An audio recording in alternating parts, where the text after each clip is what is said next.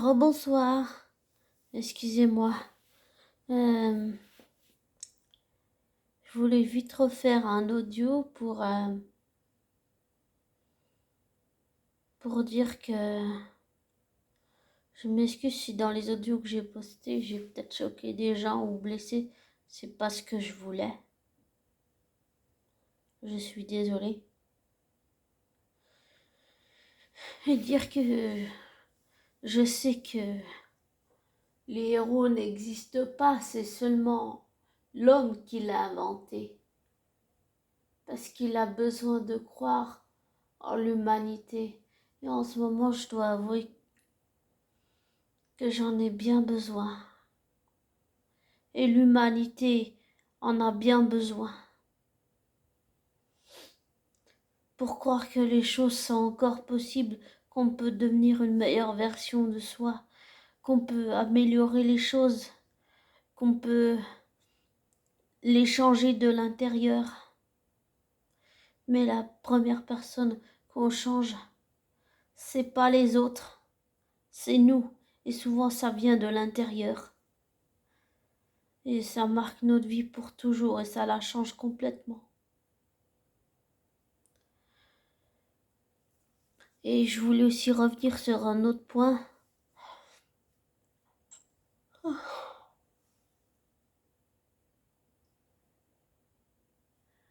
Pardon. Excusez-moi. À propos de Sylvie et Loki, je voulais être bien claire dans le fait que, contrairement à beaucoup d'internautes et de fans,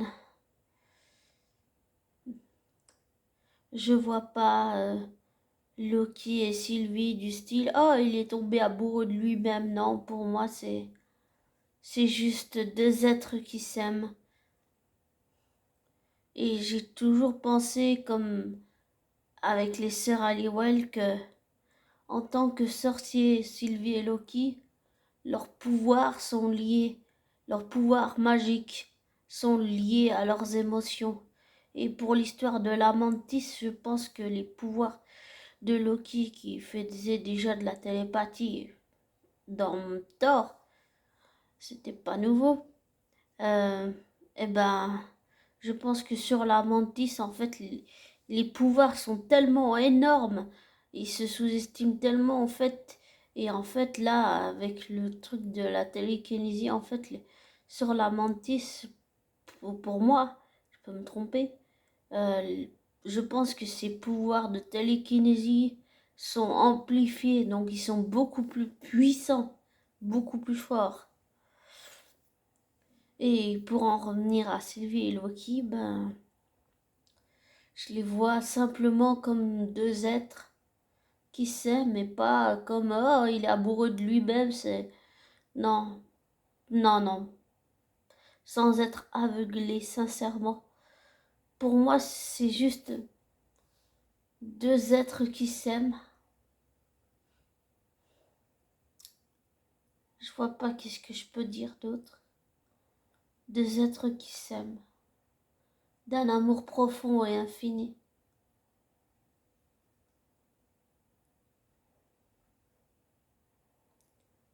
Avec le cœur. Et pour Mobius et Loki, c'est pareil. Ces deux êtres qui s'aiment d'une amitié infinie. Et malgré toutes les couilles merdes que Loki a fait à Thor, ce que je constate, c'est que Loki, il aime Thor d'un amour infini. En tant que frère, je suis sûre qu'il l'aime. Et c'est la même chose pour Sylvie et Mobius. Je suis sûre qu'il les aime sincèrement, du plus profond de son cœur. Voilà, c'est ce que j'avais envie de partager encore en dernier. Et dire que parfois l'amour suffit pas, si c'est une relation toxique, il vaut mieux partir.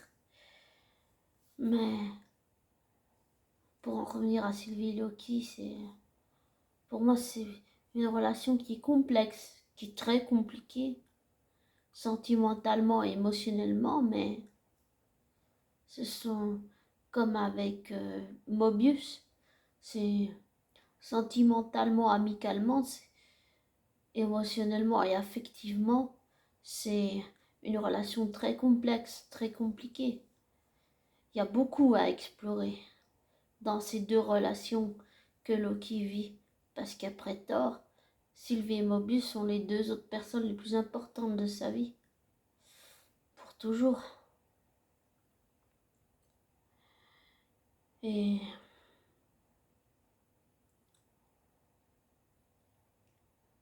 voilà. Et je voudrais encore remercier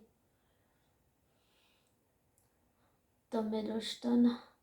J'aimerais te remercier pour tout le travail que tu fais. C'est dingue. C'est très impressionnant.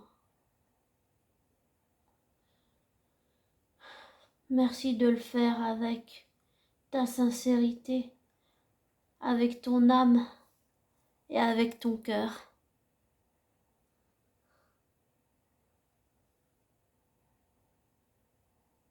Mille fois merci. De le faire avec ton âme, ton humanité, ta sincérité et ton cœur.